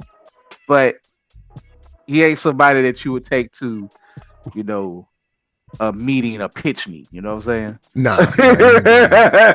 Like, not at all. All right. So I guess, I guess I got some work to do for next week to catch up on some stuff, but we looking good. We got some good shows going. We gonna be all right. I'm gonna just say this for you. Definitely start Gachiakuta, if I'm saying it right. Yeah, I got the 2 episodes on my server already. Dan so we're gonna check those out. Dan and Sakamoto. Those are kind of like those are just, they are part of the rotation. They're already there. Like, there's no way Kaiju number 8 is coming out and I'm not peeping that joint. Like, you notice what I didn't finish. I didn't even finish the last episode of our homie Duster D or Fighter D. I'm about to take that off my server right now. Let me go on my server and turn that off. I saw a Fighter D cosplay, man. Just one. I really want to go up and be like, dang, bro, I miss you, man. I'm gonna miss you. It's you my boy, Fighter D. Like my boy Blue from old school, but your show sucks. Your adaptation did not do you right. You are a manga only, and that's fine. That is more than okay for you. But I cannot. We can't do that. Bro, all the stuff that I just announced that we looked at, now the only one that isn't well animated is Grand Blue. Sometimes they do the trick with Slice of Life. They go keep their budget low. But it's not the worst thing because it's just them drinking, telling jokes, and being, goofy, perverted college dudes and blah, blah, blah.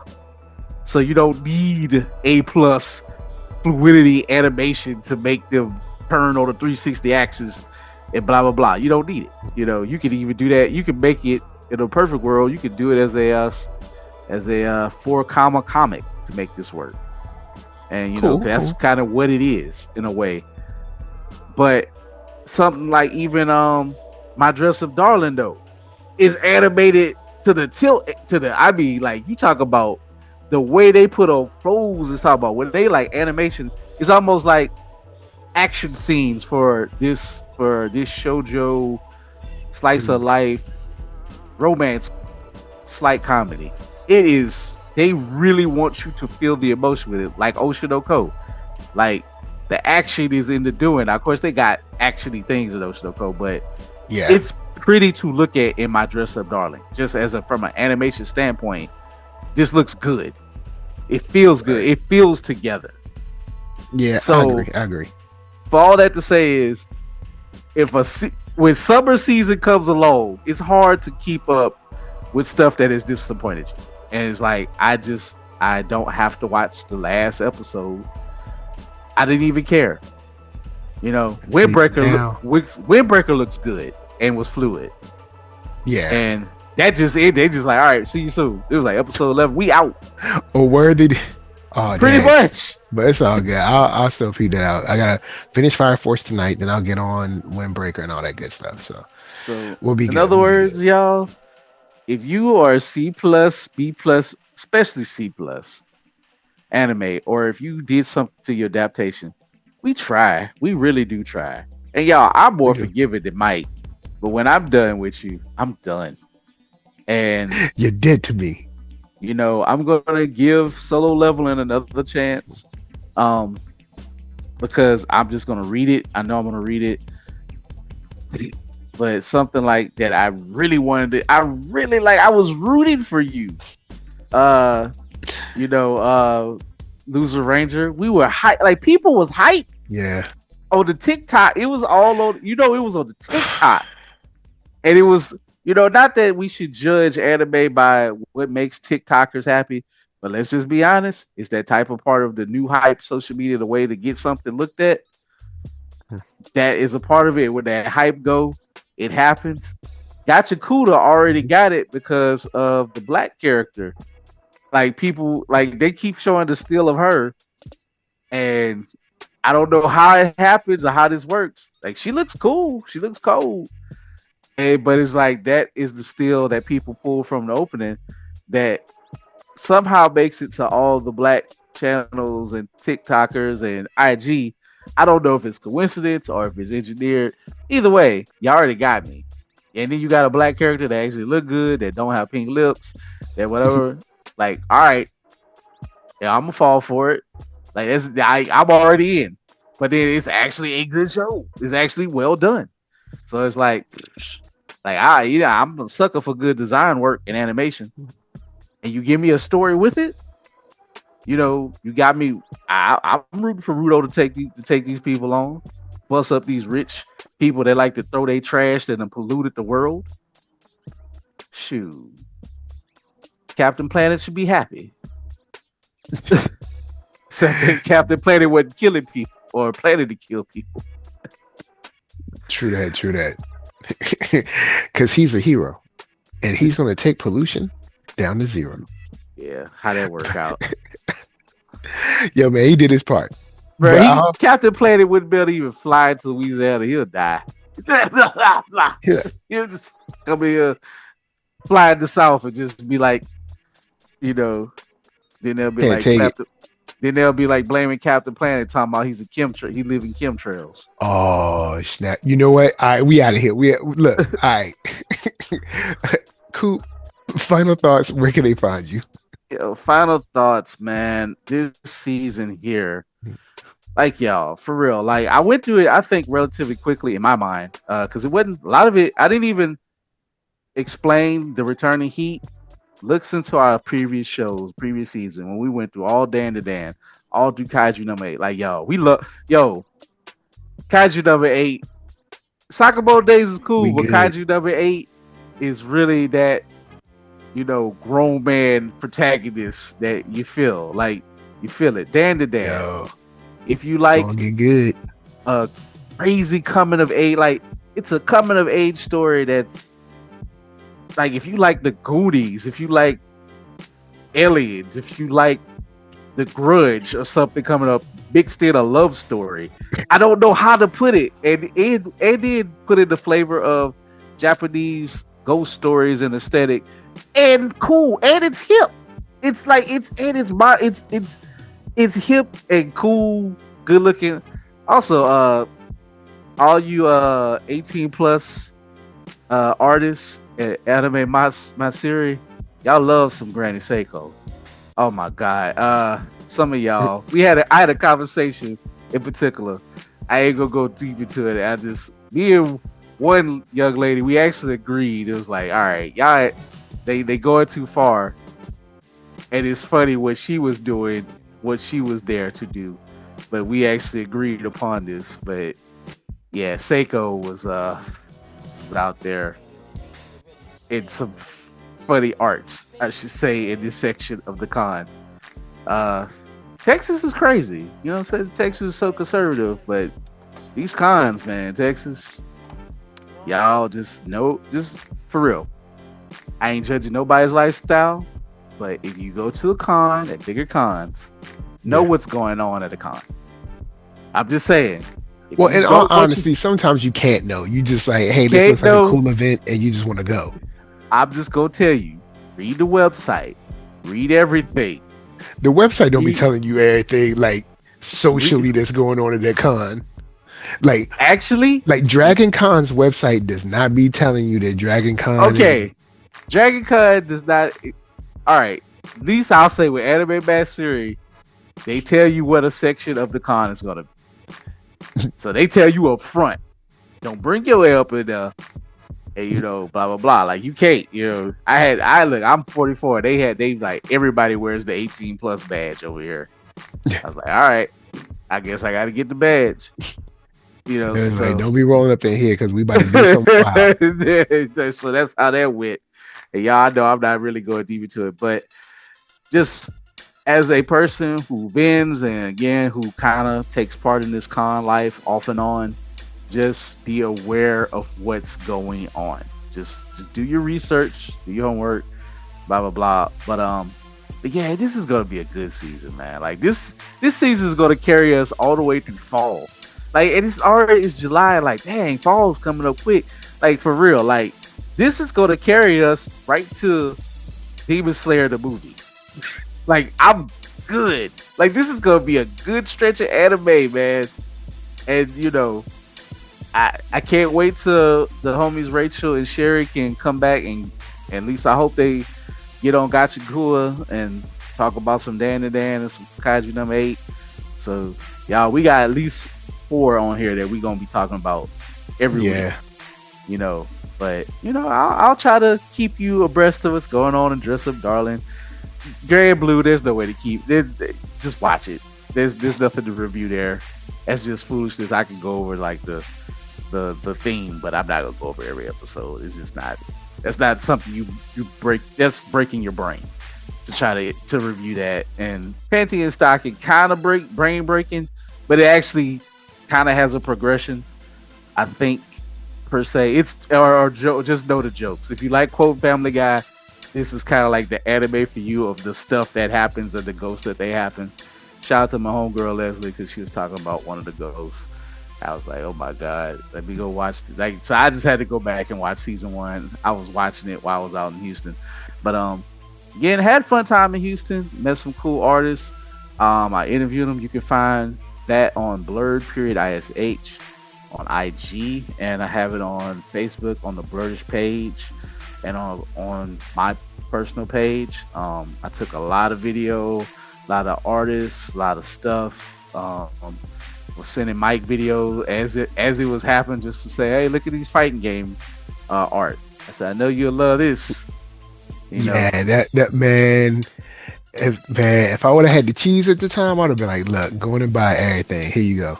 Bro, they had DJ keychains. That dude his table was very efficient. Like, y'all, as a vendor, I love certain tables stuff that I can't do. That I don't do this enough to make a table like that with those things. For one, I'm never going to do like the whole black box set up the display where you literally got to put those pieces together to get those designs like that. I don't have the patience, but I know that's kind of the standard when you're at a con like that. It's just some con nerdetry stuff, but if you know what type of stuff they're doing, like, shout out to those art. Like, I have such an appreciation for people who make booths stand out in a way that I can't do it. That, and I know I'm kind of a unique vendor in a way because I'm kind of like a newsstand. So I kind of got to be in your face with long stands where you can grab it off things. So I realize that, I'm very unique in a way that most people are not.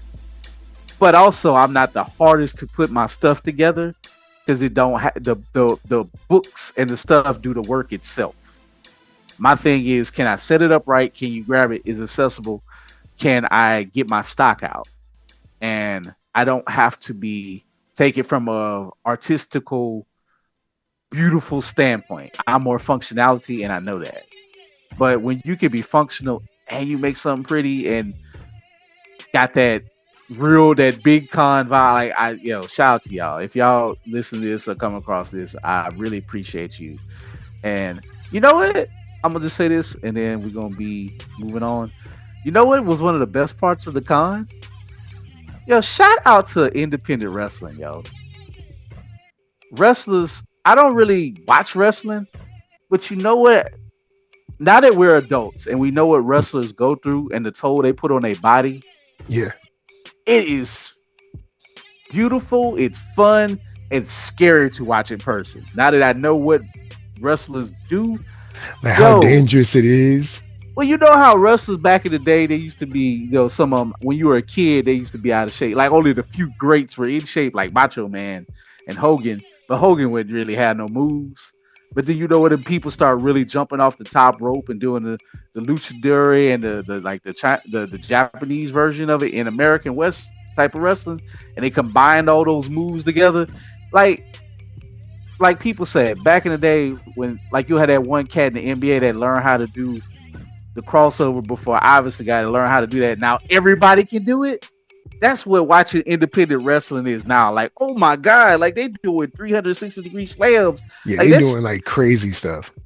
Like the smaller the dude, the more light the dude is, they doing the flips. I think the dude knocked his shoulder out of socket. I actually wound up was eating lunch with him before. And shout out to the wrestler promoter. I was like, hey, anybody sit there? He's like, sure, you can sit down. Here's a card to the promoter. Like, that was I'm talking about. Always be selling. He was so confident in their product. He gave me 2 cards. Was talking, and I know it's kind of obsessive, y'all, but trust me, as a person, when you sell and you vend and you do this, you have to have these traits. And it made me appreciate their show. And then the wrestlers, after they had some crazy acts. They had a tag team called Rush Hour. They was dressed as Chris Tucker and Jackie Chan from Rush Hour. An Asian dude and a black dude. and a black and a white dude who was a rapper then coming out to Little Kiki, the South Side. But you know what? After he did his act, he won. They would go, and as more people pull up, even if you wrestled, you had to go out there and set the chairs for the audience, and you had to serve the people.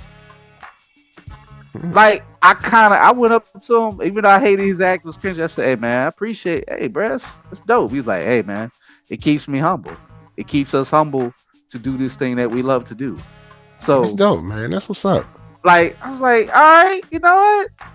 I don't like your act. What y'all doing is mad dangerous, but yeah. It's like to that, like, so I understand completely now when wrestlers say, don't you dare call it fake.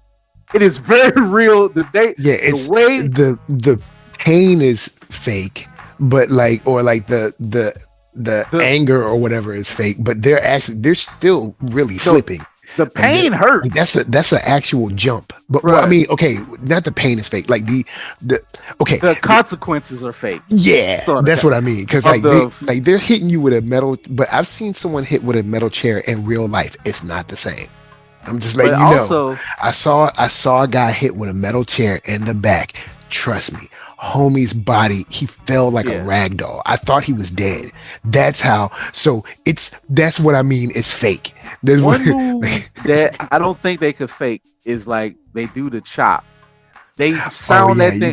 You kind of gotta. They can't. Like they gotta chop. You gotta slap chop that chest meat. And it's like because it gotta sound off. So it's like it's not a punch to the face, but you gotta have somebody else gotta chop your pec and make it sound loud. There's no way to really fake that. And to see another grown man like the black dude from Rush Hour, like when you see somebody try to cross body, splash you, and you see him grab another dude and then slam him down, it's like, yeah, I forgot you have to be really in shape and strong to do this. Yeah, like it's still super athletic, super, workout top style stuff that you're kind of. It's like you're doing super safe martial arts. Like is you still gotta, I'm sure those guys still gotta do the squats, the push-ups, with dangerous gymnastics, the lunges, the built in. Yeah, there's tons of stuff they still got to do. Go back if y'all still ain't the last shows, live action shows I was crazy about was Heels with Stephen Amell, The Arrow. Go watch that show because they actually talked about, and this is why I'm gonna say this and we can move on.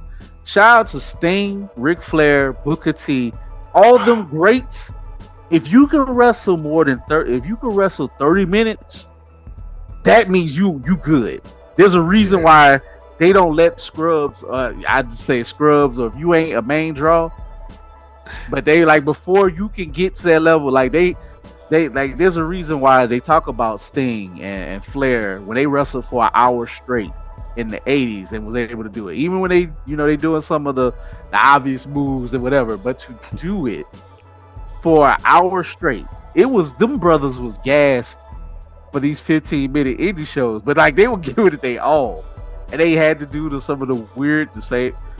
Well, I ain't gonna go into it, but they had to do some of the humor that goes with it, and they got to know their role. They had to jump in the audience. One dude, it was a 3-way match. This was the craziest match, even more crazy than the table match. The 3-way match. One of the characters, he was bad. The black dude was named Hollywood Hellcat. He was a face, but he came out looked like a dude that you just see like on the corner of Houston somewhere. Dance like he looked like he rapped a SoundCloud rapper. The stuff they would do in that show. But the villain, the dude, he was like, I don't want to wrestle. He's like, oh, I ain't gonna wrestle both of y'all. He can't, like the people that was sitting next to me, they moved up and they had an empty seat. He gotta go do this vaudeville act and go sit by them like, I ain't gonna worry about them. And you gotta do that while you gotta get ready to wrestle. You gotta sell that act. And I'm like, I like this. Like, this is so stupid. I know we are grown adults, but we gotta fall. But they make you believe in the act. Yeah. Like, they sell you the circus of it. Because it's like he's going around the ring and he finds an empty chair. And you don't know that there's going to be like an empty chair right there. He got to be on the fly to improvise that or mess with people and go around to do this to make it work. And I'm just like, this is silly, but it works. Like I'm easily amused. I don't know yet, but that's where you can find me. Blurred period ISHIG. For me, man, I'm glad. Yo, we back. So that's all I gotta say.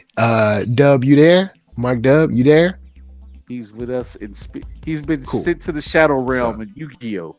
So with that said, NERDSoul, Facebook, Instagram, Twitter, TikTok, podcast, all that jazz. Till the next time that we get with you, we just saying thanks for rolling through and peace. Yo, summer season is live, y'all. True that. It's too much. Too many hits.